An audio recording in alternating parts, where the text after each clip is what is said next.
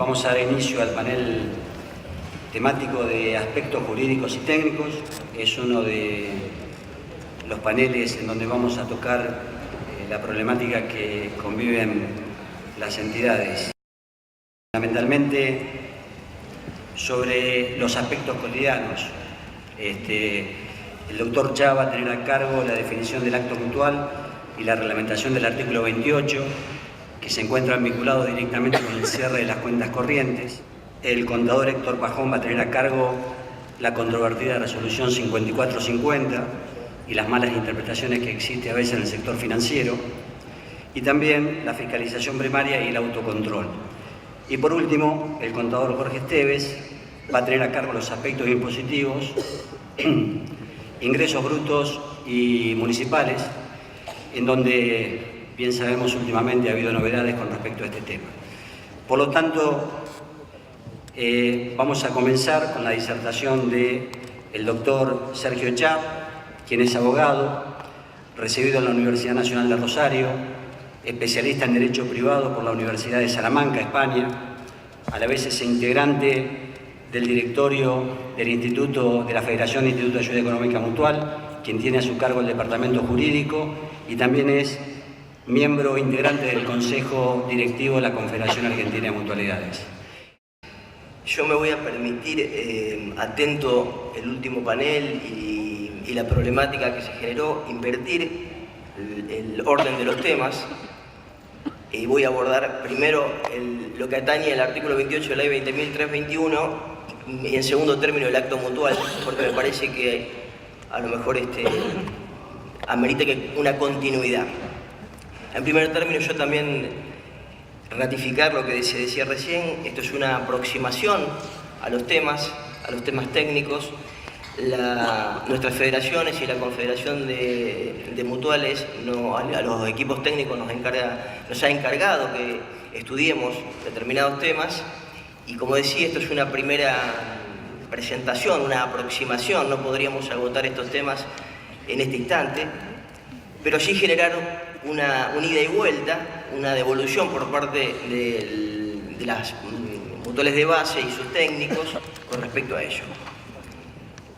Bien, en relación con el artículo 28 de la ley 20.321, que ha sido hasta el día de hoy de cumplimiento pacífico, que ha pasado inadvertido, que nadie lo ha analizado en profundidad porque en definitiva era algo casi natural para las entidades mutuales, súbitamente, y atento a la problemática del cierre de cuentas corrientes, ha cobrado mucha importancia y ha merecido que hoy tengamos esta charla respecto del mismo, una mirada al respecto del mismo, porque creemos que un análisis de este artículo y un enfoque correcto de este artículo puede darle un plano, sobre todo al Estado, de lo que significa la obligación que tienen las entidades mutuales de depositar sus fondos en entidades bancarias. Como primera medida debemos referirnos, porque está muy vinculado, al orden público. ¿Qué es el orden público? En esta charla voy a dar algunas definiciones jurídicas. Si hay algún abogado lo va a conocer, pero bueno, el auditorio es variado, entonces para una mayor hilación me voy a permitir esa licencia. El orden público es un conjunto de principios, es un conjunto de instituciones que, sumadas a la normativa que generan, hacen al derecho de un país. El orden público tiene esta característica y además no puede ser contrariado por las convenciones de los particulares y por el derecho extranjero. Lo que nos interesa hoy acá es que no puede ser contrariado por las convenciones de los particulares. Si vamos a un análisis exegético, es decir, de la letra del artículo 28, claramente el artículo nos dice que los fondos de las entidades mutuales deberán ser depositados en entidades bancarias a nombre de la asociación y para que puedan ser operados por 2 o más miembros del órgano directivo. El tipo de cuenta. Y esto no es casualidad, esto requiere un análisis histórico de este artículo. Reitero, esto parecía común y no lo analizábamos en profundidad, pero con una perspectiva histórica de este artículo nos damos cuenta que primero y principal el legislador en su oportunidad prohibió que los fondos se depositaran en entidades bancarias, que no se depositaran de cualquier manera, sino a nombre de la asociación, y que esa cuenta la pudiera operar 2 o más miembros del órgano directivo. La ley de mutuales, como ustedes saben, data de hace 44 años, fue promulgada en abril del 73, de 1973 obviamente, y la publicación del boletín oficial fue en mayo. Y si leemos con detenimiento el mensaje de elevación, digo mensaje de elevación porque como es una ley que se hizo en una época de interrupción del periodo democrático, tiene el formato de decreto ley, es decir, no es una ley técnicamente hablando, por lo cual no tendría exposición de motivos, pero sí tiene un mensaje de elevación que hace las veces de preludio de interpretación de las motivaciones del legislador. En lo que refiere a esa elevación, a este artículo y a lo que puede traducir, lo puede dejar ver el carácter de orden público de este artículo, dice que la ley de mutuales debe dictarse porque se ha analizado, en aquel momento la INAM ha analizado al mutualismo como una herramienta eficaz para el desarrollo social del país. Términos más, términos menos, esta es la idea y esto es lo que dice. Lo que nos pone en directa relación en que toda la normativa de la ley de mutuales, de la 20.321, es de orden público. ¿Esto qué quiere decir? Quiere decir que contempla intereses suprasectoriales, no solamente del mundo mutual, sino de todo el país, sino de todo el orden jurídico. Por ello sostenemos que es una ley de orden público y por tanto el artículo 28 también reviste el carácter de norma de orden público. Y esto es sumamente importante. Entre otras cosas, es importante, porque como les decía, la característica de orden público que es protegido por todo el sistema jurídico. El artículo 12 del Código Civil y Comercial de la Nación, de reciente promulgación, de agosto del 2015, en su artículo 12 dice que las convenciones particulares no pueden ser no pueden contrariar el orden público. Entonces tenemos una norma muy fuerte, una norma sistémica, no solamente para ser aplicada a los interesados, sino que es una norma que protege el sistema, y de su lectura, del análisis que hicimos antes, claramente se advierte que es una norma que obliga no solamente a las mutuales, sino también a las entidades bancarias. La norma en cuestión tiene un cumplimiento que conlleva necesariamente una bilateralidad, es decir, cuando la norma me está diciendo que las mutuales tienen que depositar sus fondos en entidades bancarias, también está diciendo que necesitamos entidades bancarias que recepten esta norma. Es decir, si uno de los elementos no se puede cumplir la norma, se tornaría de cumplimiento imposible. Razón por la cual, y en relación con lo que hablábamos antes de esta idea de orden público, el Estado también está obligado a garantizar el cumplimiento de esta norma. Es el Estado el que tiene que asegurar que esta norma deba ser cumplida. Reitero, una norma que no solo afecta a las entidades mutuales, sino a todo el sistema y que obliga a las entidades bancarias. Razón por la cual esta suerte de, reitero, bilateralidad es lo que debe tener en mira el Estado, en el caso del EAC, por ejemplo, Banco Central, para cumplir todos los requisitos que considera necesarios para que se cumpla el artículo, para que se cumpla este artículo. Entonces, como primera medida y como primera idea a la aproximación de la importancia del artículo, es esta idea de orden público, sin duda, ya los tribunales han reconocido la ley de mutuales como de orden público. Y la segunda idea que corresponde analizar es que el Estado es el obligado al cumplimiento de la norma. Es el Estado a garantizar que la norma pueda ser cumplida. Como segunda línea, en este análisis tenemos que decir que en la mayoría, y acá voy a hacer un análisis lo más despojado de cualquier tipo de opinión política que exista o sectorial que obviamente nos embarga porque estamos involucrados, pero vamos a tratar de ser lo más puristas posible en lo que tiene que ver con el derecho, lo que tiene que ver con el aspecto jurídico. En la mayoría de los cierres de cuentas bancarias se ha invocado el artículo 1404 del nuevo Código Civil y Comercial de la Nación, que es el que reglamenta la cuenta corriente, tomado y recepta, que recepta el viejo Código de Comercio, me parece que era el del artículo 792, por ahí andaba, donde el inciso primero del 1404 nos dice que las cuentas corrientes pueden ser rescindidas en forma unilateral, con la sola condición de que lo notifique con 10 días de anticipación, salvo pacto en contrario. Ahora vamos a ver cómo creo yo, o cómo estamos viendo, el impacto de esta frase salvo pacto en contrario, como primera medida. Esto a nadie se le escapa, y intento a la línea que veníamos trabajando, que es la cuenta corriente es una convención particular. Voy nuevamente al artículo 12, y esto que decíamos que no pueden contrariar el orden público. El artículo 1404 es una norma particular que, si se aplica de esta manera, estaría contrariando, en el caso de las mutuales y por la existencia del artículo 28, estaría contrariando el orden público. Pero además, y por supuesto siendo esto interpretativo, el hecho de decir que salvo pacto en contrario, de rezar el artículo salvo pacto en contrario, nos da la idea de que existe la posibilidad de que esta rescisión unilateral pueda no tenerse en cuenta por las partes. Para nosotros, el carácter de orden público del artículo 28 funciona como una suerte de pacto en contrario, porque no podríamos pactar no cumplir el 28.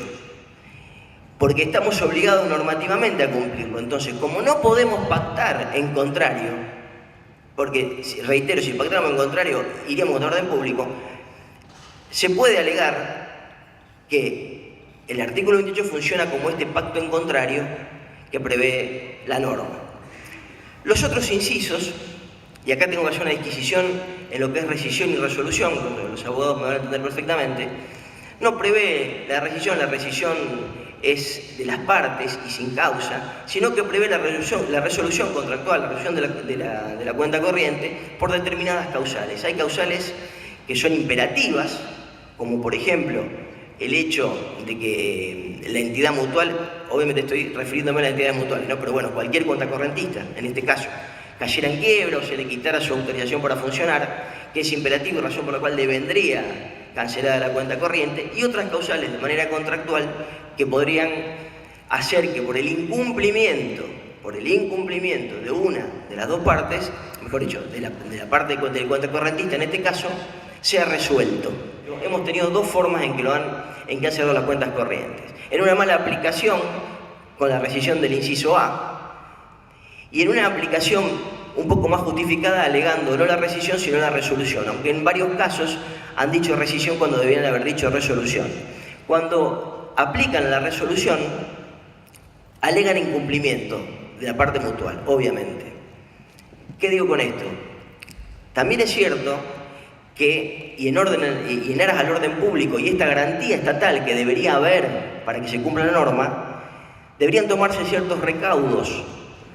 El Estado, a través de sus organismos pertinentes, deberían tomar ciertos recaudos como para que estas causales tengan la posibilidad de ser discutidas y no simplemente alegadas en este caso por el banco o por una de las partes. ¿Qué quiero decir? Si alegan un incumplimiento, por ejemplo, de normas antilavado, deberían tener una opinión con respecto del órgano pertinente, o del INAES en este caso, donde prima facie, donde en principio apareciera como verosímil este incumplimiento. Si no lo podrían alegar ni lo podrían etiquetar de manera unilateral y sin con esta consulta. Todo esto hace que la norma tenga una fortaleza. Si a esto le agregamos el complejo normativo administrativo que viene dado por la ley antilavado y definición del terrorismo, donde ustedes saben, según el artículo 20, inciso 20, las mutuales son sujetos y obligados, y toda la normativa que viene, la normativa de WIF 11 del 2012, la 12 del 2012, y sus correlatos del INAE 5586, 5588 y la reciente 1659, que no tiene mayor discusión, que está tomada en aras del orden público. Es un interés general el que está protegiendo el Estado al dictar esta norma y al involucrar a las mutuales en esta norma. Razón por la cual me parece que la fortaleza, no solamente del artículo 28, sino de todo el complejo normativo que da el del 28 más las normas antilavado, hacen necesariamente, y con esto termino el tema, hacen necesariamente que el Estado reflexione, que el Estado piense, que el Estado analice desde el punto de vista jurídico, que tiene que involucrarse para permitir que esta norma se cumpla. No se puede cumplir esta norma si no hay una entidad financiera, si no hay una entidad bancaria que la cumplimente conjuntamente con la entidad mutual. Esas son las líneas preliminares en lo que hemos empezado a estudiar como un argumento importante para llevar a los diferentes organismos y para explicarlo, para argumentar la necesidad que tiene el sector de cumplimentar este artículo. No voy a extenderme un poco más, mucho se ha dicho acá, lo ha dicho la gente, a veces parece un poco una paradoja, es decir, todo lo que nos dicen que hay que hacer, todo lo que le dicen que hay que hacer, por otro lado se complica. Es paradójico, pero es así. Así que los argumentos jurídicos, más allá de los otros argumentos que habrá, que también son políticos, también son sectoriales y también son sociales, es nuestro aporte, es el aporte que estamos haciendo los equipos técnicos de la Confederación y las federaciones en este marco. El segundo tema que estamos estudiando, que nos ha encargado nuestra Confederación, va en el mismo sentido. Es un poco más, quizá menos práctico, quizá menos palpable, pero va en el mismo sentido, y es elaborar un concepto de acto mutual. Hace mucho que el acto mutual viene siendo mirado, viene siendo observado sin demasiada profundización, pero me parece que es hora, y atento a las directrices políticas, que empecemos a prestar un poco más de atención, porque también es de suma importancia para estos tiempos en que estamos viviendo. En principio yo debo decir, permítanme, voy a hacer un desarrollo. Todo acto, la palabra acto tiene raíz latina, quiere decir acción, todo acto involucra un hacer. Cuando este hacer genera determinadas consecuencias, no es un hacer cotidiano, sino que genera determinadas consecuencias, y estas consecuencias son susceptibles de apreciarse como jurídicas, estamos en presencia de un acto jurídico, que es una clase de un montón de otra serie de actos. El artículo 259 del Código Civil y Comercial define a los actos jurídicos como aquella conducta voluntaria lícita generada por los particulares con el fin inmediato de tener consecuencias o situaciones jurídicas. Si genera consecuencias o situaciones jurídicas, ese acto es un acto jurídico. Dentro de los actos jurídicos hay algunas especies. El derecho y la ciencia del derecho ha atribuido a algunos de esos actos cierta importancia, ciertas características, ciertas particularidades que lo hacen especial. Entonces, en una relación de género a especie, ha definido otros actos. Básicamente, diciendo que muchos contadores acá, podríamos hablar del acto de comercio, que está definido en el Código de Comercio, en el artículo 8, toda adquisición ante un oneroso es una cosa mueble o un derecho sobre ella para lucrar con su enajenación, luego en la misma forma que se adquirió, o luego darle una forma de mayor o menor valor, y después se acuerdan todos los actos específicos, descriptivos, que eran reputados como actos de comercio. ¿Por qué se hace esto? Porque el derecho en general entiende que este tipo de actos tienen están circunstanciados de manera especial, ya sea por las personas que lo hacen, por los fines que persiguen, que requieren de una conceptualización más precisa que un simple acto jurídico. Así tenemos el acto administrativo, que tiene las mismas características, es toda conducta de la administración destinada a producir efectos jurídicos, por lo menos es una de las definiciones de Gordillo. Y llegamos, estoy tratando de hacer una síntesis porque el tiempo no quiero perjudicar a mis compañeros, y llegamos al que más nos interesa por la afinidad conceptual que existe con el mutualismo y por los principios que este acto realiza. Es el acto cooperativo. Es, casi diría yo, imposible tratar de acercarse, tratar de abordar el concepto de acto mutual si no nos fijamos en el acto cooperativo. El acto cooperativo está definido, tiene definición legal, no solamente doctrinaria, sino que tiene una definición legal en el artículo 4 de la Ley 20.337, que dice que son actos cooperativos aquellos realizados por la cooperativa con sus asociados, por las cooperativas entre sí, en cumplimiento de sus fines institucionales, y los realizados con otras personas en relación a la cooperativa, y siempre que lo hagan en cumplimiento de sus fines institucionales reitero, esta segunda clase de actos son solamente para la cooperativa y no para el tercero. Ese es el concepto de acto cooperativo, que de alguna forma nos sirve de guía para empezar a vislumbrar el acto mutual. Además tenemos hoy un escenario y un marco mucho más claro a partir de la reforma, a partir de la sanción del Código Civil y Comercial de la Nación, donde específicamente en el artículo 148, inciso F, considera como personas jurídicas privadas a las mutuales. Ya esa discusión doctrinaria que había antes en relación de género y especie, de las mutuales con las asociaciones, la terminología de asociaciones mutuales o sociedades mutuales, se ha quedado desvirtuada por la exégesis y hoy el Código Civil lo llama las mutuales, claramente las mutuales. Es más, el artículo 50, inciso 1, dice que las personas jurídicas se rigen en primer término por sus leyes especiales. Esto está hecho para la ley de sociedades, pero que es perfectamente aplicable a la ley de mutuales. Entonces, este escenario exegético, este escenario jurídico que deviene del Código, nos permite con más razón diagramar una idea de acto mutual. Hay doctrina que se ha encargado de esto. La célebre ley comentada de Farrés Cabañaro tiene unas líneas al respecto. El proyecto de ley de economía solidaria también hacía referencia a una suerte de acto mutual, y un reciente paper de trabajo que acercó el contador Ferretti, Carlos Ferretti, a la Confederación, habla también de lo mismo.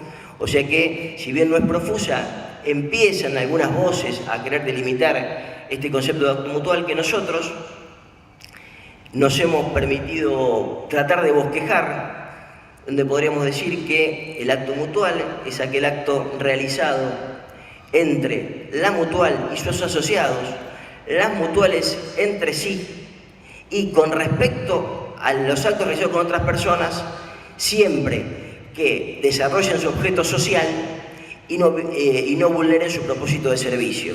Este último concepto, esta condición, además de ser lógica desde lo argumentativo, porque las mutuales tienen siempre en mira sus actos que realizar este tipo de acciones, ella tiene que ser la mira, tiene que ser el norte, abreva en la modificación de la ley de mutuales, en el artículo 5, que antes permitía que se asocien solo entre mutuales, y cuando lo modificaron en relación a personas de otro carácter jurídico, dijo siempre y cuando se cumpla su objeto social y no desvirtúen su propósito de servicio, concepto que, como está en la norma y nos parece importante, lo hemos tomado para condicionar el acto mutual. En definitiva, este acto mutual es el único acto jurídico que ejecutado, que perfeccionado, realiza, transmite a la realidad social, a la sociedad, los valores que el mutualismo realiza. Y este es su fundamento ontológico. Si queremos saber los valores, tenemos ni más ni menos que ir al artículo 2 de las mutuales, que son la libertad, la ausencia de lucro, la consecución de bienes materiales y espirituales, todo lo que el mutualismo pregona, insiste y realiza. ¿Cuál es el eje axial? ¿Cuál es la definición ontológica? Bueno, no hay otro acto jurídico en el ordenamiento argentino que realice estos valores.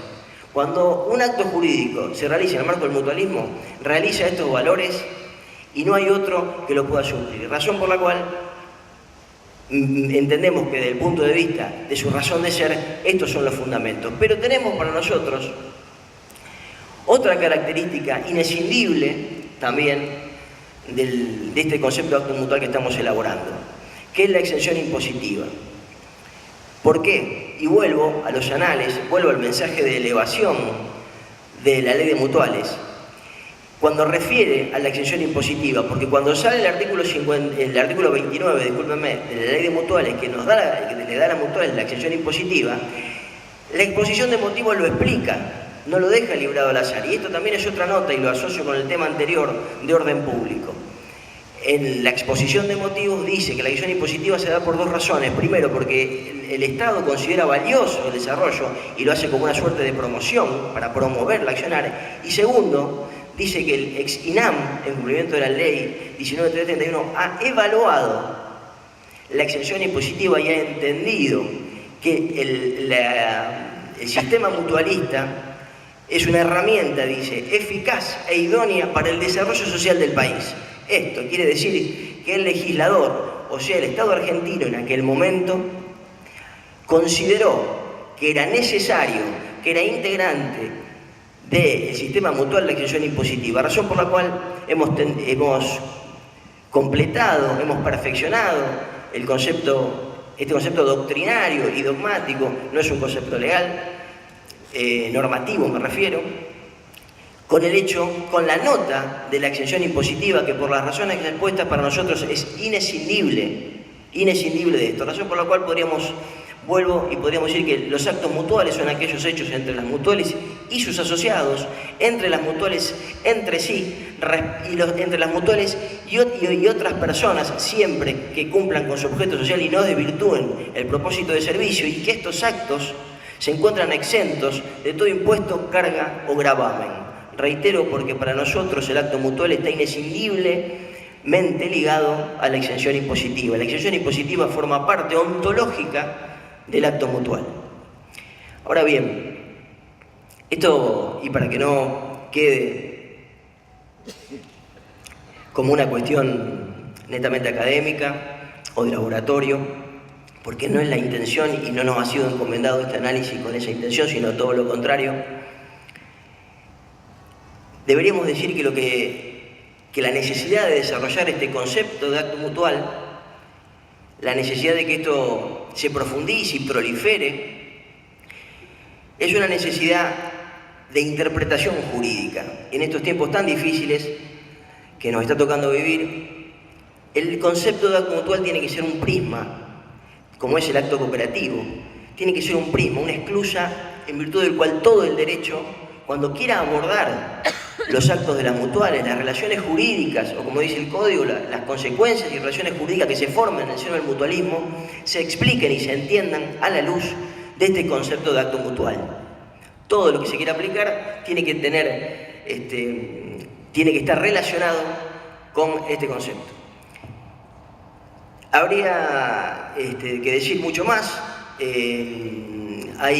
Ustedes saben, porque lo ven cotidianamente, hay conflictos de normas, hay intentos de abordar el derecho mutual y la problemática mutual desde las categorías tradicionales del derecho, el derecho comercial, el derecho civil, el derecho del consumidor.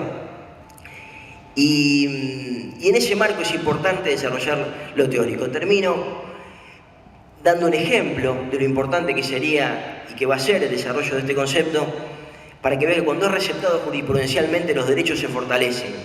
Vuelvo a la analogía con el acto cooperativo. La existencia del acto cooperativo ha sido lo que logró determinar y configurar jurídicamente y por la jurisprudencia la separación con el derecho laboral en las cooperativas de trabajo. Hace mucho tiempo que la jurisprudencia tiene dicho que la relación entre las cooperativas de trabajo y sus asociados son de carácter netamente asociativo, lejos del derecho laboral y exento del derecho laboral, lo cual, a la luz del derecho laboral, eso es fuertísimo.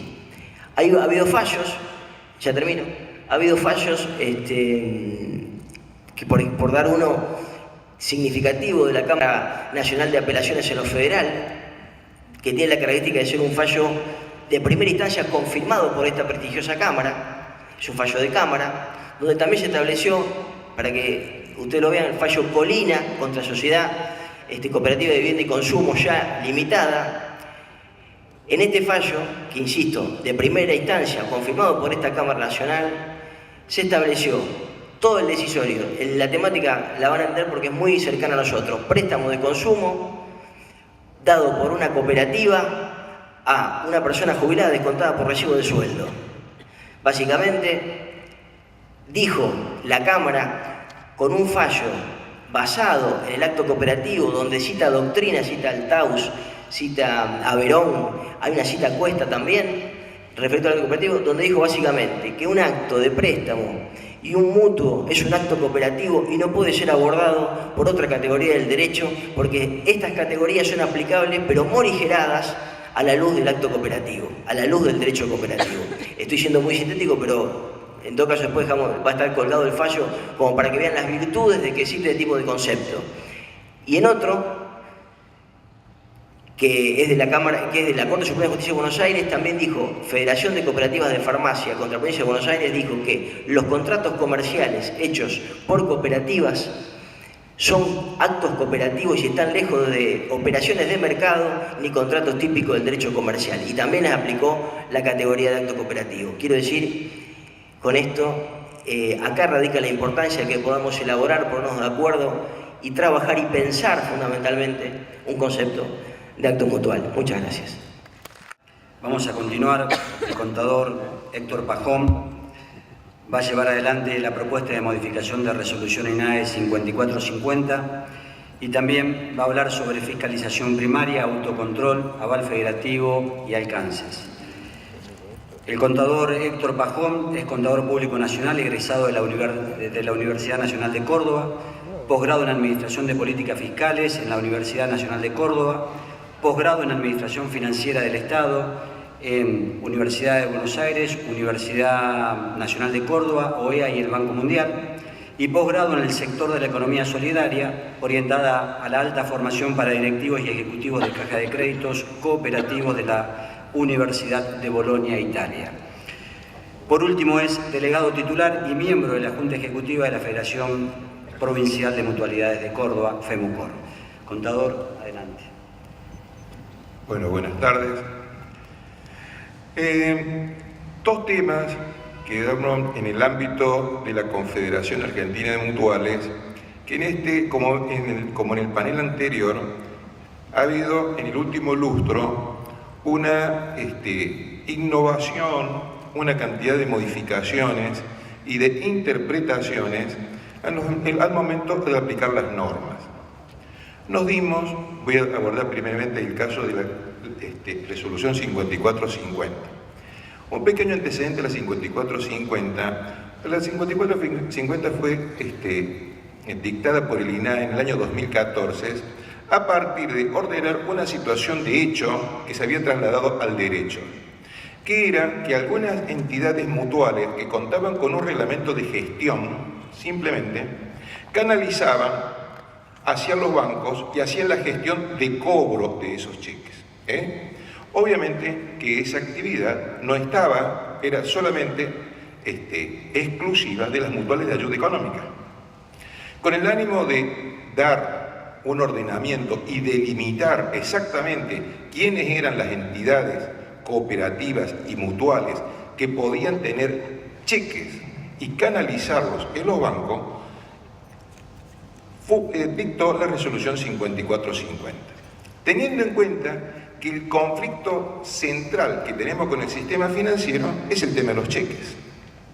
O sea, la canalización de los cheques por intermedio de las mutuales es en el rango, en la matriz de riesgo que hacen las entidades bancarias, que decía la doctora del Banco Central, es ahí donde tienen que poner foco.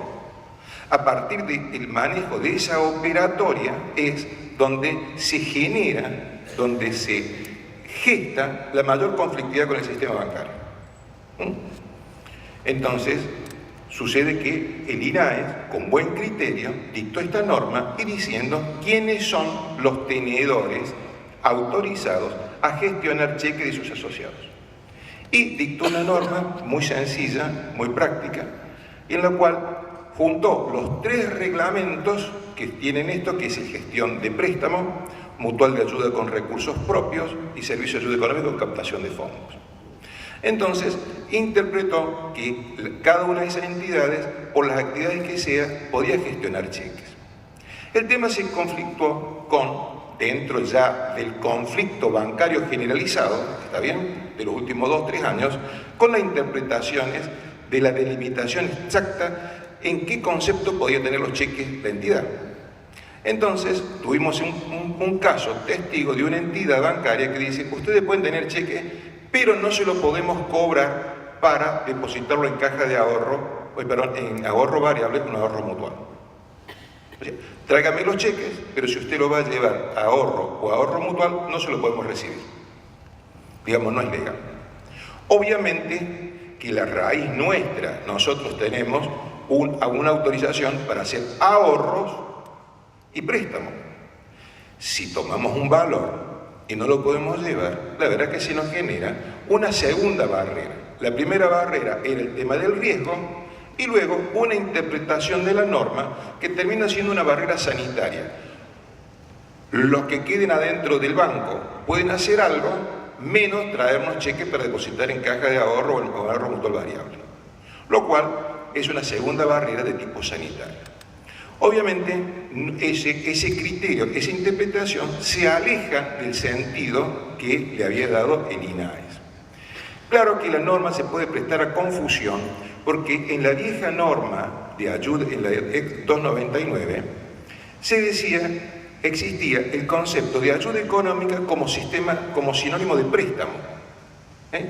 Cuando alguien decía una ayuda económica, hoy el término ayuda económica está solamente referenciado al denominar el título del servicio. Y quedó en la retina y en el uso cotidiano, vengo por una ayuda económica cuando en realidad vengo por un préstamo. Entonces esta entidad bancaria interpretó que las mutuales solamente pueden recibir cheques para cancelar ayudas económicas. Entonces, una interpretación, digamos, bien correcta de la ley, de la resolución, no ha sido llevada a cabo. Eso nos obligó a pedirle al INAES que modificara la norma, pero no porque para consumo propio, para las entidades, estaba bastante clara. El problema es que cuando esa norma es utilizada hacia terceros, esos terceros, particularmente el sistema financiero, hace una interpretación bastante restrictiva de la norma y termina utilizándola como una barrera. Entonces nosotros nos vimos necesitados varias veces de aclararlo en varias entidades. En algunas hemos tenido éxito y en otras no hemos tenido éxito. Pero el conflicto nace a partir de la interpretación de la resolución 5450. Pedimos al INAES como confederación que se expidiera con una interpretación, con un alcance, con un dictamen, cuál era el alcance de la 5450, cuando la verdad creo que el INAES ya había dictado la norma y era bastante clara. Entonces pedimos que la ampliara más que modificarla, que ampliara y que hiciera, no para consumo propio del sector, sino para consumo de terceros, departamentos legales, asesorías legales, estudios jurídicos que asesoran, para que esa norma fuera lo más amplia y clara posible. ¿Por qué? Porque se impedía hacer esas actividades específicamente de depositar cheques para depositarlos en la caja de ahorro variable o en la caja de ahorro o en el ahorro mutual variable. Esa era una propuesta, la fundamentamos, hicimos los antecedentes, va a estar colgado ese trabajo de propuesta al INAES, que no es una modificación, sino es lo mismo que está, que se amplifique, que se determine bien los alcances de la tenencia de los cheques para que los otros consumidores, los otros usuarios de esa norma estén bien claro el concepto. Esa sería la primera propuesta. La segunda propuesta que estamos haciendo tiene que ver con la resolución 1418. Y ahí viene un poco para empalmarlo con lo que decía el doctor Mosteiro. El doctor Mosteiro decía que en el INAES hay un trabajo de saneamiento, de purificación y de una serie de conceptos que tendientes a delimitar, a separar como la paja del trigo. Sucede que en el proceso, la 1418, en el artículo 12, inciso D, exige que al momento que la entidad solicite la aprobación del reglamento que le autoriza el servicio, necesita un aval federativo, una nota, un dictamen de la entidad federativa que avale que la entidad cumple las normas, que tiene los fondos suficientes como para poder, o los recursos como para desarrollar el servicio, y asimismo que presta otros servicios. Obviamente la entidad federación muchas veces accede, determina, dictamina y el trámite sigue. ¿Qué pasó a posterior? Pasó a posterior que se invoca, por ejemplo, como decía el doctor Mosteiro, ustedes saben quiénes son. Y la verdad que a veces no sabemos quiénes son. Cuando se generan los conflictos de los últimos tipos de conflictos que hemos tenido, que ha sido hacer un planteamiento judicial de amparo por la 3688 o por la 2525, cuando tenemos que hacer un amparo contra el Banco Central y un juicio contra el Banco Central, cuando tenemos que hacer un amparo o pelear o ir a discutir con algunos bancos, la verdad que la federación o la confederación representa a todos. Aquellos que cumplen y con aquellos que no cumplen. Y muchas veces son beneficiarios de esa acción política de federación y confederación, representando a entidades que no cumplen. Y la verdad que muchas veces no hemos visto en mesas, en conversaciones, sí, pero esas ustedes nadie las controla, el INAE llega tarde y ustedes están representando, defendiendo un interés o invocando algún derecho que a veces nos resulta difícil argumentarlo. ¿Por qué? Porque la verdad que no lo conocemos a todos. Y ahí se genera un conflicto, porque Mosteiro supone que los conocemos, y la verdad que a veces no los conocemos. Entonces, ¿cuál era la idea? Si tenemos esa obligación de dar contención, si tenemos que receptar los problemas, cuando hay un problema en entidad, uno de los primeros llamados, uno de los primeros teléfonos que suena es de la federación. Es uno de los primeros, ¿está bien? Pensando que ahí existe una contención o por lo menos un intento de solucionar el problema. Cuando el problema es generalizado, como fue el de las cuentas corrientes, bueno, ahí suenan todos los teléfonos. Entonces, ¿cuál era la idea? La idea era incorporar en la 1418, en las normas de cumplimiento, en exigencia, un informe de la entidad firmada por el contador y que esa copia pase por federación para saber quiénes están cumpliendo con las normas o no. Porque si no, va a ser muy difícil desde los órganos políticos darle contención o redirigir políticas de gente que pasa a ser hasta innominada. Y ahí estamos en un conflicto de lo mismo.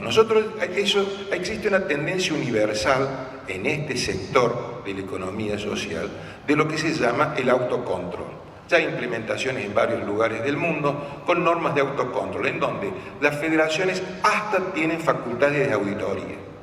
Nosotros creo que no tenemos que llegar hasta ese punto, pero sí ir caminando hacia ese lugar, porque de ese modo sería como la primera barrera de prevención, porque si no ya aparecen los órganos de prevención y de control. Y cuando aparece un sumario, cuando aparece una investigación, y cuando aparece un allanamiento, y cuando aparece secuestro de documentación, como hemos vivido en este último tiempo, la verdad que ya la federación no es que llega tarde, pero realmente no estuvo en el momento cuando no se sabía que la mutual no estaba cumpliendo. Y esa situación hace metástasis en todo el accionar político, debilitando muchas estrategias. Este asunto de ser cuevas, y nos lo han dicho varias veces en la cara, y uno tiene que callar, bajar la cabeza y aceptar porque tal cosa. Y la verdad que puertas adentro hemos buscado o tenemos algunas normas que a veces las cumplen y a veces no se cumplen. Este intento es proponer que el INAES, es una propuesta que le hacemos al INAES, que incluya simplemente una declaración jurada que sea remitida a la federación y anualmente al momento de la asamblea para saber si las entidades cumplieron o no cumplieron. Acá hay entidades que hacen las asambleas y no presentan la 3688, no cumplen con la 1418 y menos con otras. Y la verdad es que la asamblea se registra y eso no es convención, pasa por la federación. El tema se complica cuando se va subiendo la pirámide y las facultades y las representaciones se ven debilitadas por estas cuestiones en la base. Del mismo modo, entonces se puede defender alguna entidad, pero con la idea de que nosotros vayamos o tendamos hacia el autocontrol.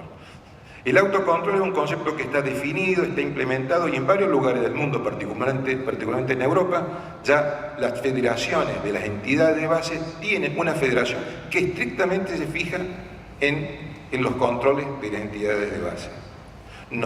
Quizás no lleguemos a eso porque no tenemos un grado de tecnificación y de recursos humanos como para hacer eso, pero por lo menos propone la INAE que en un convenio, que ese hecho, ese acto, ese elemento, por lo menos de registrar, decir, bueno, somos 400, 500 mutuales que hacemos ayuda económica, bueno, todos estamos adentro. Entonces es muy fácil cualquier estrategia de defensa sectorial ante los diferentes organismos, en la Cámara de Diputados, en la legislatura, en los organismos públicos, ante el Banco Nación, ante el Banco Central. Ustedes vieron un poco en el panel anterior la dureza con la cual se no ve el sector, o sea, tanto la gente de la Procelac como la gente del Banco Central. Ahí hay una barrera, hay una cuestión que es muy difícil de sortear desde el ámbito político, es muy difícil sortear. La verdad que es un trabajo ciclópeo que a veces se tiene éxito y muchas veces se tiene fracaso. ¿Por qué? Porque la vara es alta, la vara es alta. Y todo lo que hacemos, como le explicaba recién a una colega, todo lo que hacemos a las entidades no alcanza para revertir el cuadro de situación que existe en el marco de regulación.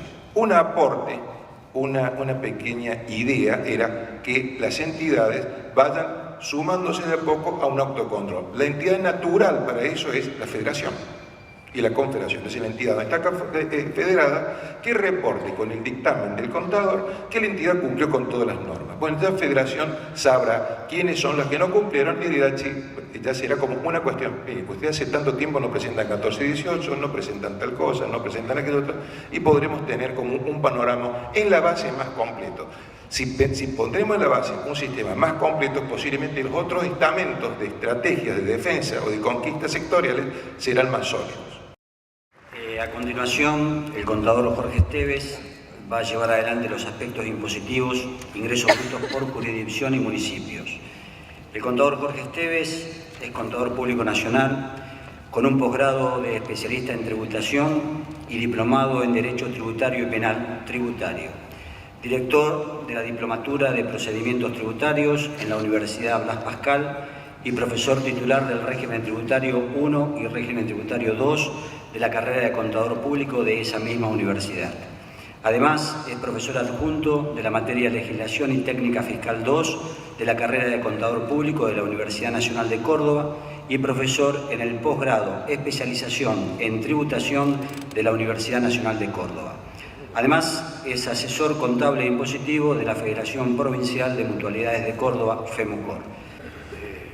En primer lugar, el agradecimiento a la Federación y a la Confederación por haberme distinguido con este honor de poder dictar esta charla relacionada con este tema que está tan candente ahora, fruto de un fallo de la Corte Suprema de Tucumán que ha despertado nuevas influencias para poder llevar adelante acciones sobre este tema. El eje de la charla es básicamente lo que reitero, es la situación de las mutuales frente al impuesto provincial y a las tasas municipales. ¿Cuál es el objetivo que pretendo o con lo que pretendo contribuir?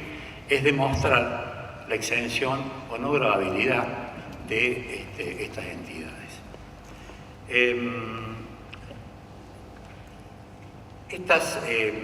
Estos tributos, estas gabelas, que nosotros a simple vista, cuando vemos que la ley de mutuales habla de entidades sin fines de lucro, debería ser sencilla la respuesta y decir, bueno, si no tiene fines de lucro, por todo lo que yo ya les voy a desarrollar, no deberían estar gravadas con los impuestos provinciales, ni con las tasas municipales. Pero bueno, ¿qué pasa? Los gobiernos provinciales y municipales, en su afán de recaudación fruto de las necesidades, han generado hechos imponibles que no están descritos legalmente, contraviniendo normas que están por arriba en la pirámide legal y también tratando de aumentar la recaudación, ensanchando bases imponibles y incrementando alícuotas. De eso se trata el problema. Es decir, que para poder hacer un análisis claro y poder llegar a una conclusión, que es a la que estoy tratando de arribar, lo primero que tenemos que hacer es ver cuáles son las fuentes y limitaciones de las potestades tributarias, fundamentalmente las provinciales. Y no me tengo que olvidar, y creo que nadie se tiene que olvidar, a pesar de que eso es lo que está ocurriendo actualmente, es que es la pirámide legal.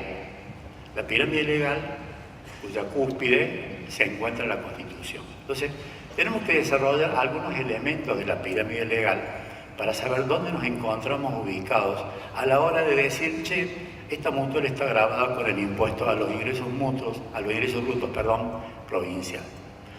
En esta pirámide legal, obviamente, en lo específico vamos a hacer, el primer artículo que encuentro, bien específico, más allá de que hay muchos, es el artículo 31.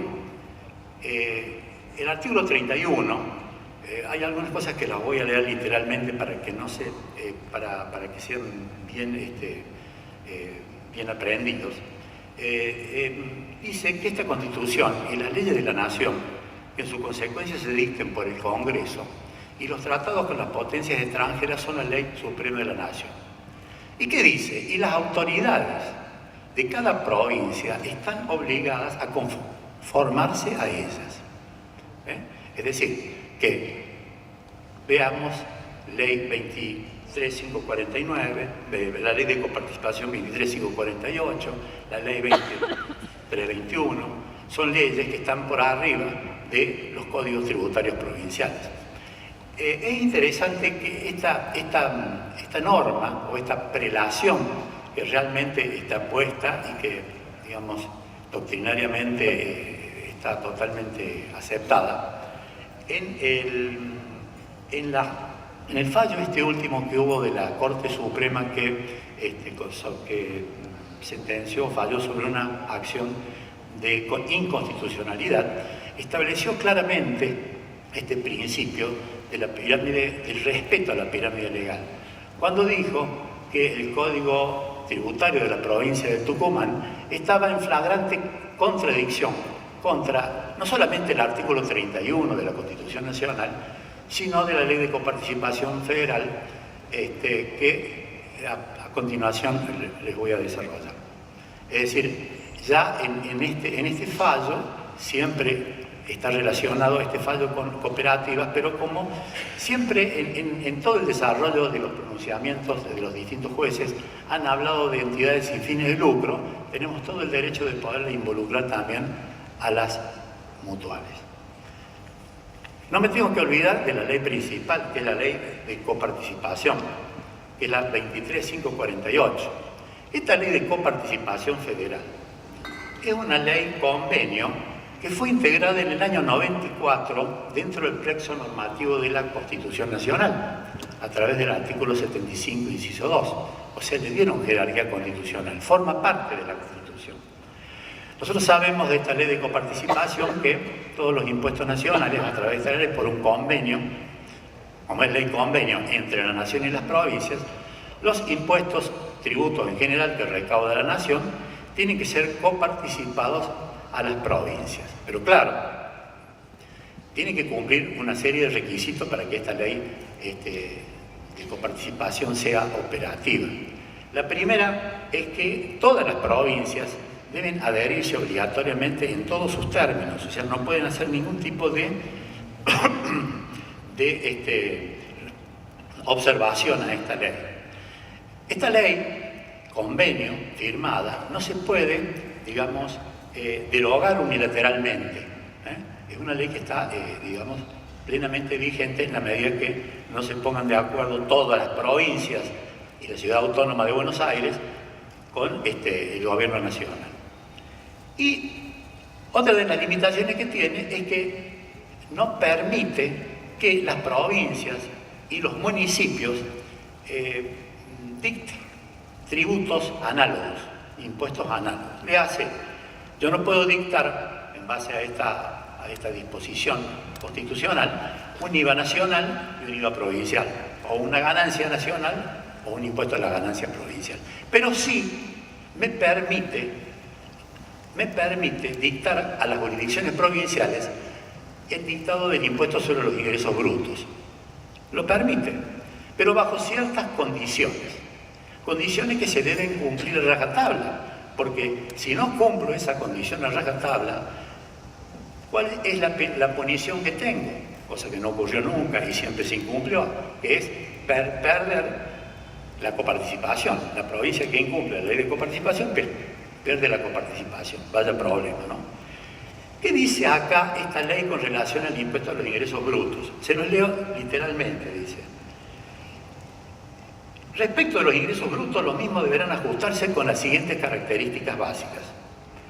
Recaerán sobre ingresos provenientes de actividades empresariales, incluso unipersonales, civiles o comerciales con fines de lucro. Contrario censo, todas las actividades desarrolladas sin fines de lucro no podrían estar gravadas por esta gabela, obviamente. Por ahora es así. Nos vamos a la Ley Orgánica de Mutuales, la 2321, que todos la conocemos y que es muy familiar para todos. Lo primero que encontramos en el articulado es que son asociaciones mutuales las constituidas libremente sin fines de lucro, por personas inspiradas en la solidaridad, con el objeto de brindarse ayudas recíprocas y concurrir al bienestar general y espiritual, al bienestar material y espiritual. Bueno, esta ley, ¿cierto?, tenía en su artículo 29, tenía una serie de exenciones, por todos, en el ámbito nacional, por todas sus actividades, por todos sus actos y por todos sus bienes. Y al final de este artículo 29, dice que el gobierno nacional, porque esta es una ley provincial, es una ley nacional, perdón, gestionará en los gobiernos provinciales la adhesión a las exenciones establecidas en esta ley, que están establecidas en el artículo 29. Pues bien, les cuento el caso de Córdoba. Tengo entendido, por información, de que casi todas las jurisdicciones provinciales han ratificado la adhesión de esta norma, con lo cual la han asumido, si la han ratificado, más allá que era una adhesión que había que hacer de alguna manera, si se quiere, voluntaria, han asumido la obligación de cumplir con los preceptos de esta norma, de jerarquía superior. Repito, es una ley que está dictada por el Congreso. En el caso de Córdoba, dictan, promulgan una ley que es en el año 88, la ley 7697. Esta ley 7697 se denomina Ley de Fomento de Mutuales. Y bueno, no los voy a aburrir con el contenido de la Ley de Fomento de Mutuales. En realidad es una ley de fomento, pero dentro de los fomentos hay un artículo 29 que establece la exención del impuesto sobre los ingresos brutos de sellos e inmobiliarios para todas las mutuales. Pero además hay un artículo 30 que dice, el artículo 30 de esta misma ley provincial, que de alguna manera es una adhesión a la ley 2321, dice que la presente ley implica la adhesión a la ley 2321. ¿Qué ocurrió en Córdoba? El Poder Ejecutivo vetó el artículo 29 y 30, el 30 no nos interesa, diciendo que vetaba las exenciones, le daba todos los fomentos, habidos y por haber, pero no las eximía del impuesto a los ingresos brutos, no los eximía de sellos ni del impuesto inmobiliario. Yo hago una interpretación de esto, que es muy personal, de que si yo tengo una ley, y eso los abogados, creo que la técnica legislativa aquí estuvo desprolija, en virtud de que si bien yo veté en esa misma ley un artículo vetando las exenciones, en el último artículo adhería a la ley sin ningún tipo de condiciones. Consecuencia de esto, para mí, la ley esta, 7659, 7697, digamos, está vigente para Córdoba, para la provincia de Córdoba, las exenciones, por la adhesión esta que hace el artículo 30. Situación que, en principio, en las otras jurisdicciones provinciales no ha pasado este tema. Bueno, bajando de la pirámide legal,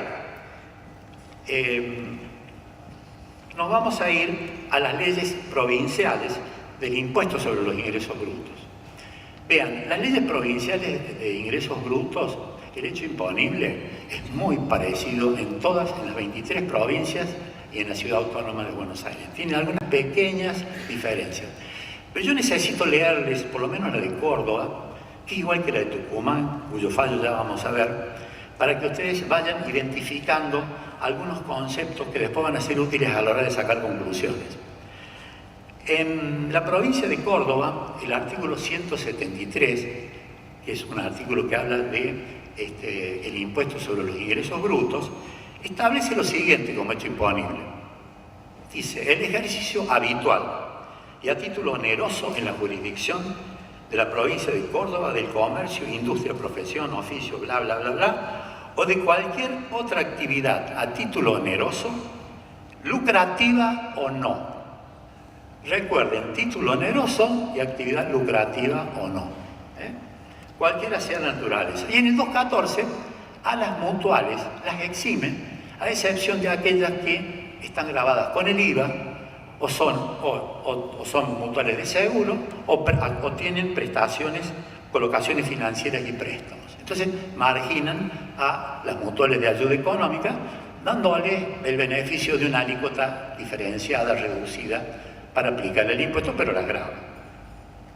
Esto, para ser un poco más generoso, he buscado y he tratado de recorrer a través de los colegas qué pasa en el resto del país. Y fíjense ustedes, Santa Fe tiene exactamente la misma terminología. Cualquier otra actividad a título oneroso, lucrativa o no. Y en esa línea de redacción encontramos Buenos Aires, Mendoza, Tucumán, Salta, Catamarca, Chaco, San Juan.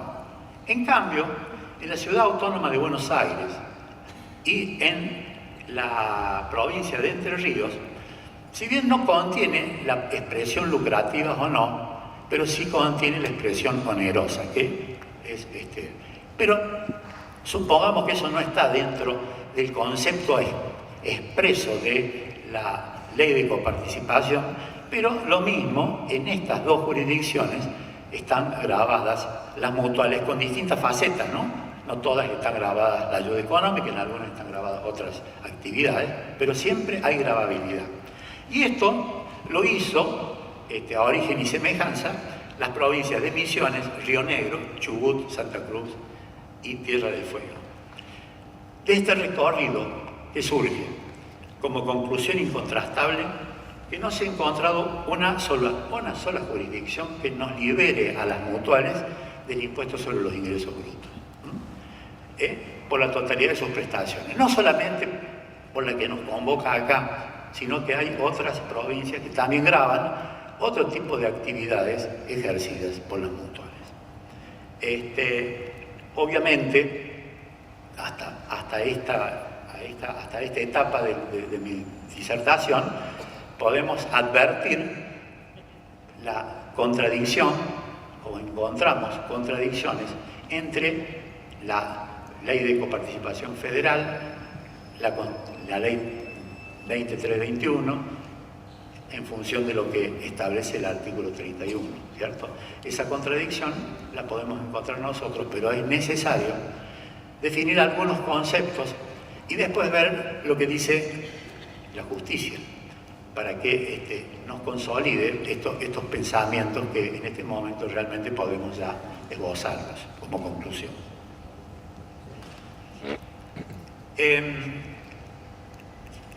De todo lo que hemos visto hasta ahora, habría que ver un poquito estos conceptos de onerosidad y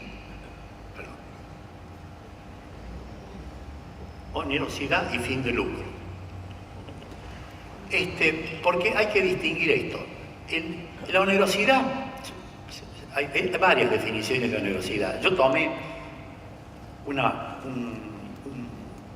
artículo del Código Civil y Comercial en donde dice que los contratos son a título oneroso cuando las ventajas que procura a una de las partes le son concedidas por una prestación que ella ha hecho o se obliga a hacer a la otra.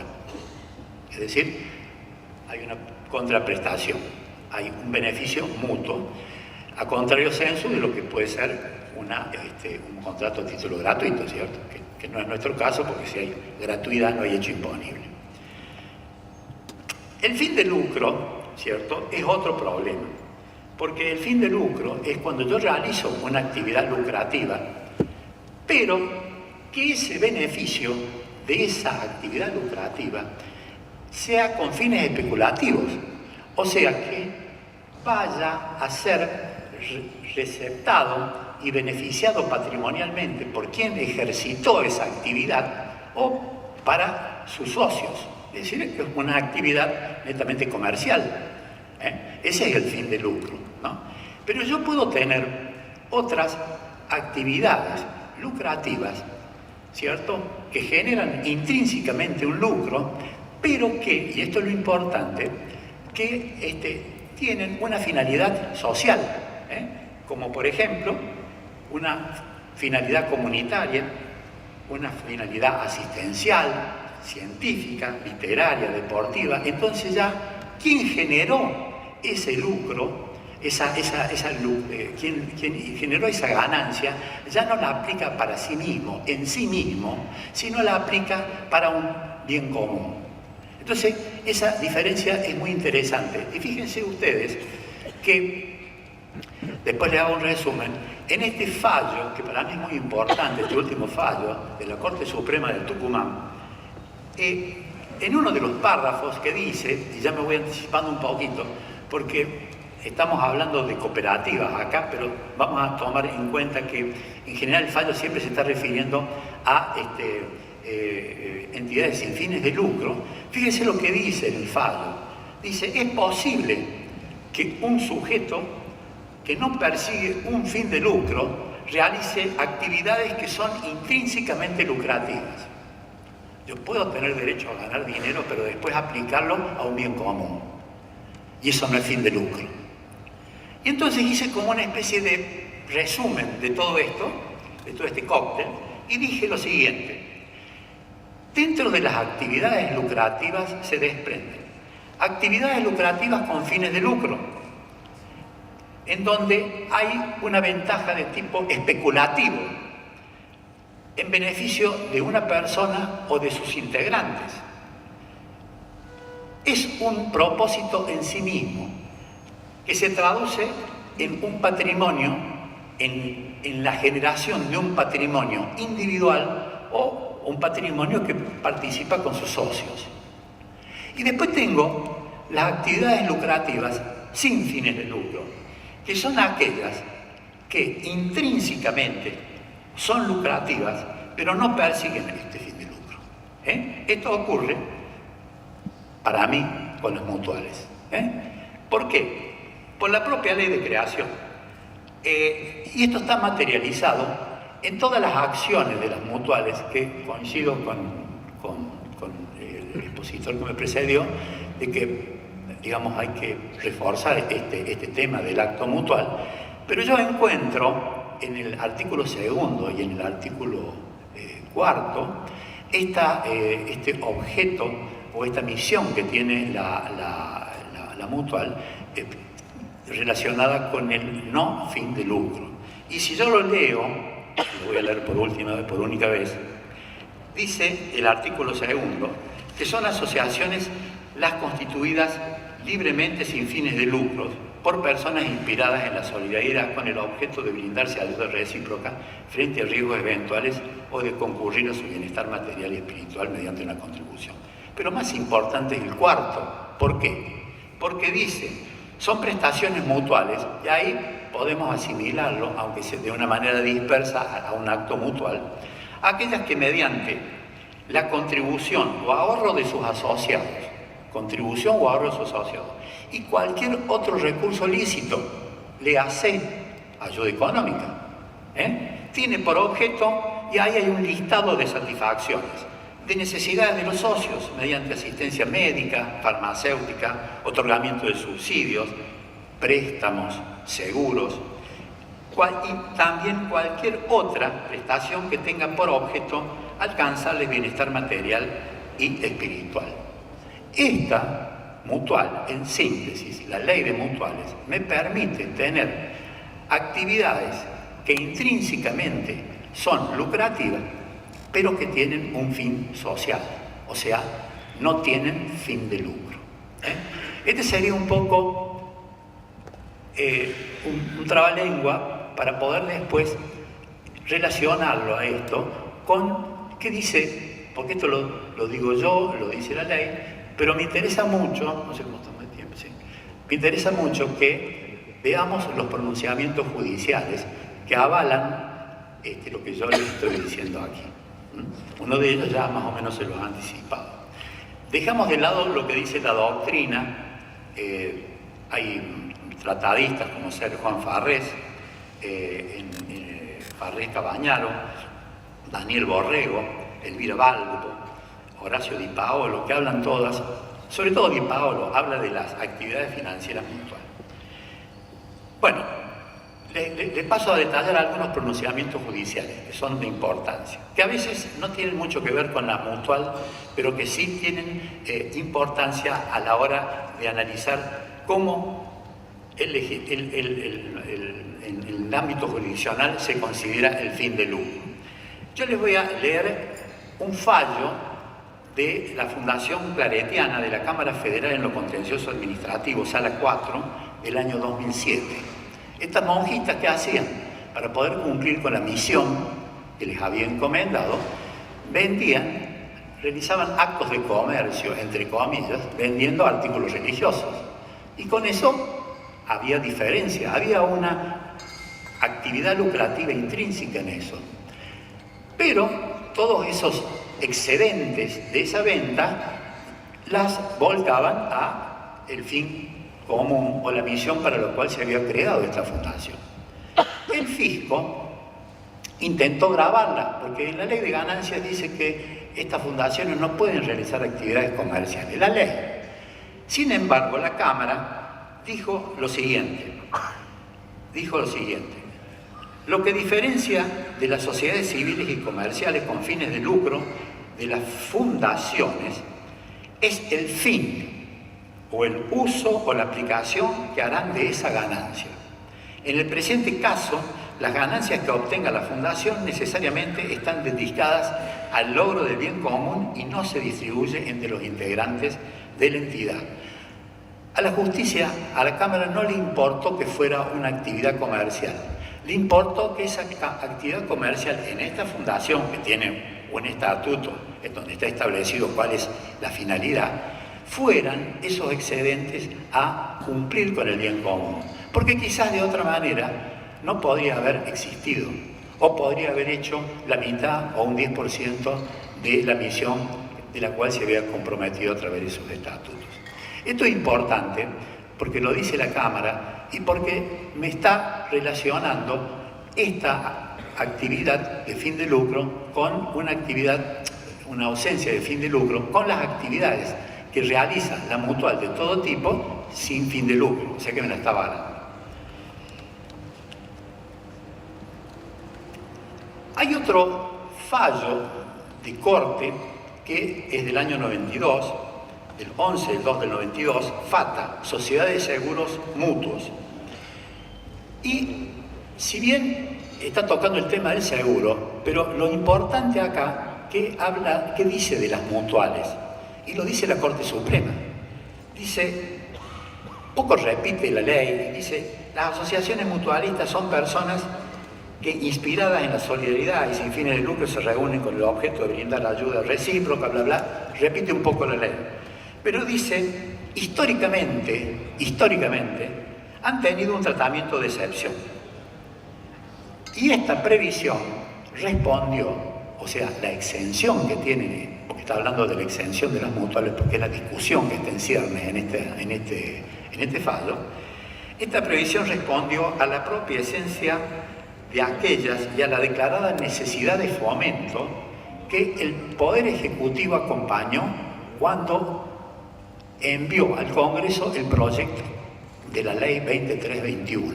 Es decir, que la Corte Suprema tiene una posición tomada. Ojo que si llegamos allá, tenemos, creo, algo a favor. Si bien las Cortes cambian, los criterios cambian, las Cortes son pendulantes, pero bueno, este es un antecedente bueno. Me voy a Córdoba. Fíjense en Córdoba, y nos vamos a Córdoba y a las tasas municipales, para no dejar de hablar de tasas municipales también. las tasas municipales también tienen una construcción distinta como tasa, ¿cierto? Porque la tasa municipal es una prestación, es una contraprestación a un servicio. ¿Me dan 10? Si no, no puedo concluir. Bueno, perdón, acá, bueno, en la asociación del docente, acá habla de que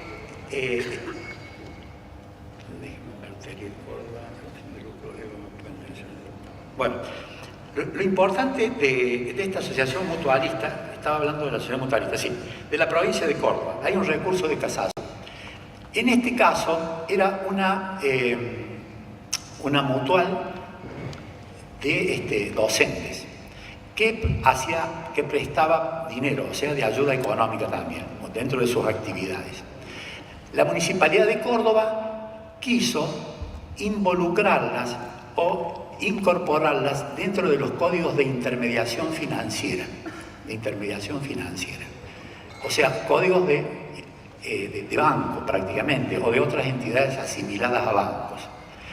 El Superior Tribunal de Justicia, en un recurso de casación, dijo lo siguiente, dice, refiriéndose a este caso, por supuesto que negó la gravabilidad de estas exenciones y dijo, al respecto es dable señalar que por definición la entidad financiera presupone ánimo de lucro.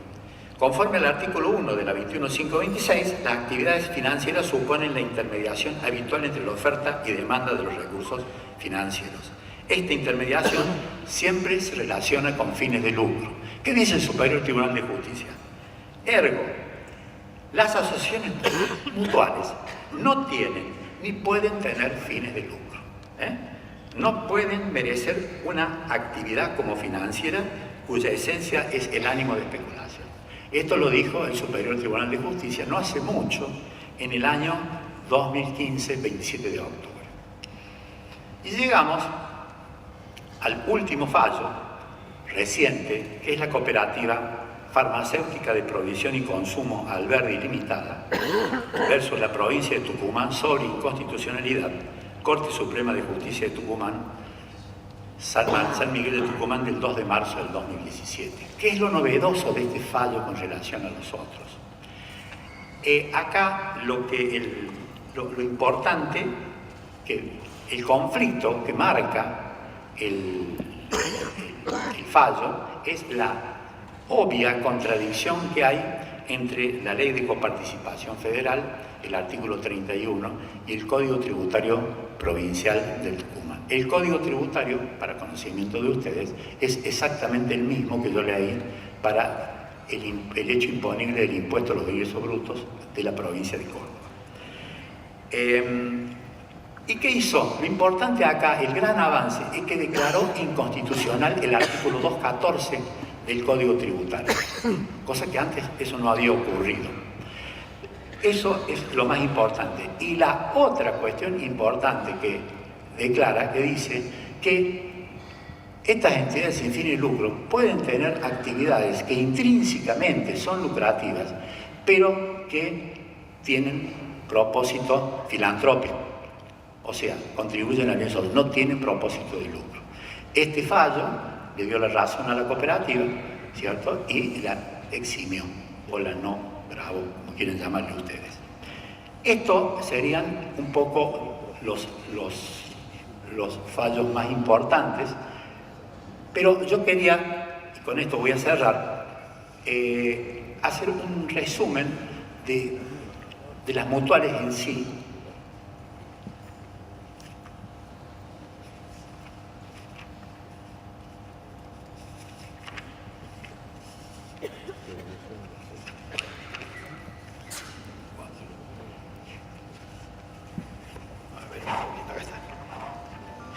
Quería expresar las razones para concluir por qué las mutuales no persiguen fines de lucro, y por tanto no están gravadas en el impuesto a los ingresos brutos. En primer lugar, La ley 2321 dice que no tiene fines de lucro y es una ley que tiene jerarquía sobre los códigos tributarios provinciales.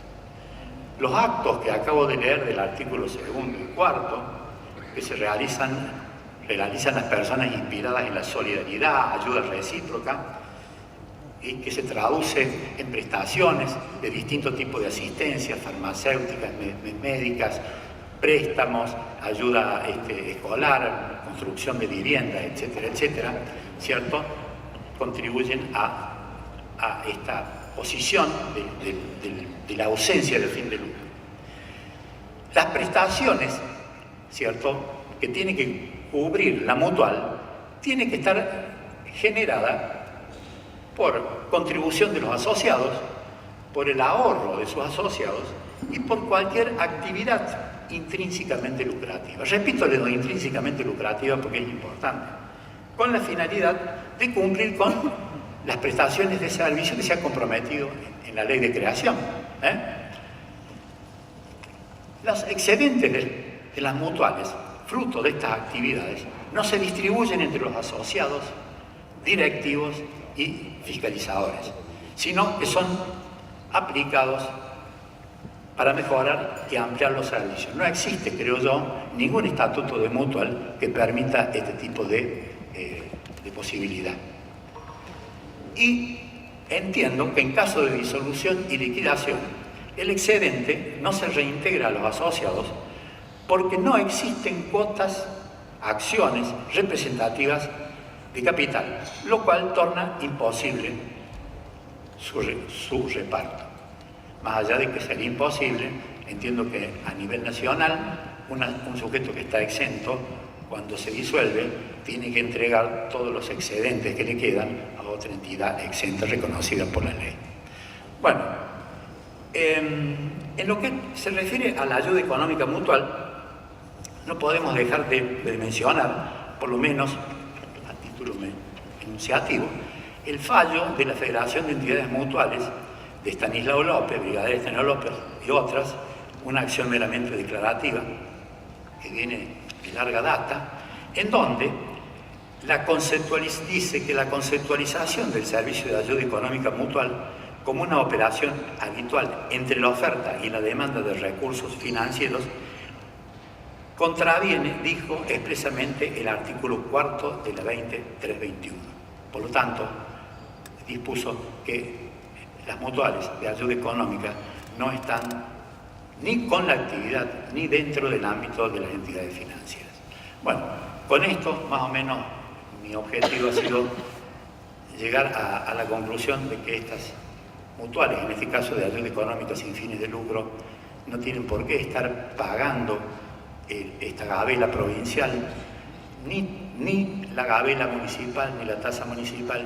Y creo que este fallo de la Corte es un hito para poder avanzar con determinadas acciones judiciales o administrativas para poder definitivamente eliminar este tributo en cabeza de las mutuales, porque es inconstitucional, es ilegal y por demás injusto.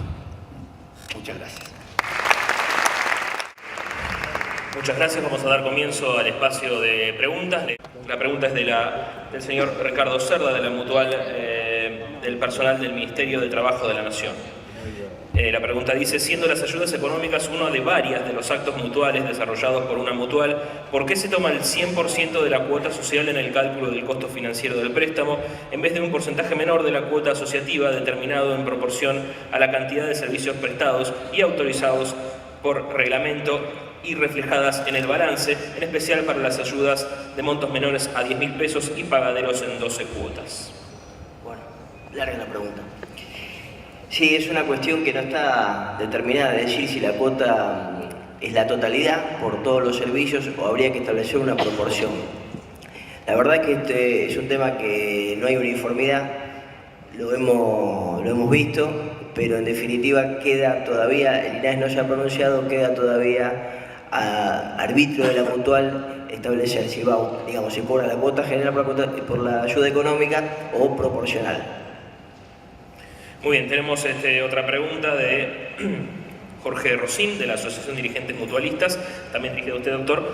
Es una observación, dice, por normativas vigentes está prohibido hacer pagos en efectivo, valores superiores a 1.000 pesos. En ello están incluidas las mutuales. Sí, es correcto. No obstante lo cual, ya ha habido un fallo de Cámara, si mal no recuerdo, de la Cámara de Apelaciones en lo Comercial, donde, básicamente contra AFIP, donde se establece que si se acredita la realidad del pago hecho en efectivo, no puede desconocerse. Lo que pasa es que lo que pasa con AFIP dice que esos pagos no serían cancelatorios. Esa es la sanción, pero hay un fallo ya que está abriendo la posibilidad de que pueda hacerse. Lo que sucede es que, bueno, cuando AFIP lo inspecciona, lo sanciona. Ahora bien, ¿cómo es la otra pregunta? La consulta decía que por las normativas vigentes está prohibido hacer pagos en efectivo, valores superiores a 1.000 pesos, y que en ello están incluidas las mutuales. Sí, es cierto. Digo, hay fallos, hay un fallo específico, no recuerdo el nombre, pero que ya habilita y lo reconoce como cancelatorio siempre y cuando por otros medios pueda acreditarse que ese pago contra la AFIP. Pero sí, a ver, no hay que llegar a la justicia, hay que cumplirlo, ¿no es cierto? Porque si no, la AFIP puede llegar a sancionar eso. El tema de los medios de pago, de la ley antievasión, la 25345, un poco ando por ahí más o menos, ha salido un fallo, casi un par de años, hasta fallo Mina se llama, en donde declaró ilegal o inconstitucional, no me acuerdo la terminología exacta, del artículo 2 de esto, en donde este artículo decía que cuando no se cumplía con los medios de pago, no solamente que se perdían las deducciones impositivas como gasto o el crédito fiscal del IVA, sino que se tomaba como no efectuada la operación. Este fallo, después de mucho tiempo, fue declarado este artículo inconstitucional, más allá de que el fisco sigue insistiendo. Lo que sí hay que tener cuidado con estos medios de pago es que la operación sea real, o sea, que responda a una realidad. Pero es cierto eso. Bien, creo que vale la pena, en función de lo planteado por el contador Esteves, como conclusión, que cada una de las distintas federaciones tomen nota al respecto, porque creemos que es un punto importante. Este fallo reciente en Tucumán creo que da aire con respecto a hacer justicia en lo que respecta a la tributación de ingresos brutos en los servicios, fundamentalmente en el servicio de ayuda económica. Por lo tanto, como esto es algo que debería tomarse en función de cada una de las federaciones, porque son distintas provincias, creo que sería bueno dejar como recomendación que las distintas provincias lleven adelante una acción para tratar de clarificar este punto.